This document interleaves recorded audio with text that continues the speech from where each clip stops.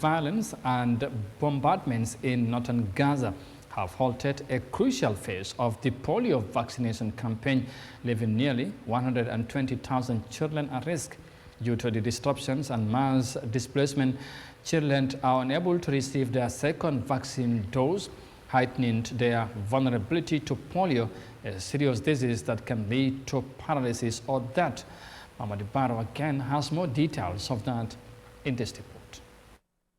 Ongoing attacks on civilian infrastructure in Gaza are preventing families from safely accessing vaccination sites and hindering health workers' efforts. Although logistics and supplies were in place to administer a second dose of the novel oral polio vaccine type 2, reduced humanitarian post areas now restricted to Gaza City, meaning many children in northern Gaza will miss this critical dose. Rosalia Bolen, UNICEF's communication specialist in Gaza, voiced serious concerns regarding the escalation of violence that has resulted in the postponement of the second vaccine dose, stating that the situation has left 120,000 children at risk of a highly infectious disease that can lead to paralysis or even death.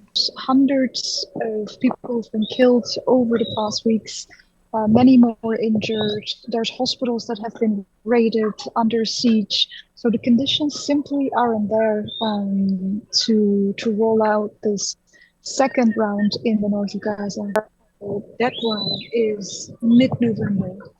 Past that deadline, the immunity of children who have received that first dose will rapidly decline. So what is going to happen is really two things. The first one is that the children in the north of Gaza, and we estimate there are almost 120,000 children left there. Poland also highlighted the long-term consequences of the conflict, noting that it should come as no surprise that they have these dire projections. She, however, recalled a father who carried his 10-year-old daughter with a broken leg to a vaccination site. People's immunity, people's resilience, physically and mentally, is just depleted. They're worn out. These people are scarred and traumatized.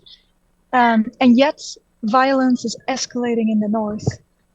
So this is deeply worrying. It comes as no surprise that we have these very, very dire projections. So across the board, it's not looking good for children and their families in Gaza because everything I described.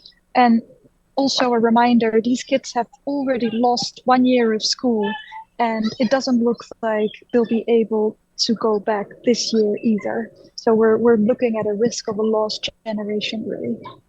UNICEF's initial polio vaccination campaigns were quite successful in central and southern Gaza. However, recent displacements and limited humanitarian access in the north have obstructed vaccine distribution, as the deadline for administering the second dose is mid-November, after which the immunity of children who receive the first dose will significantly decrease.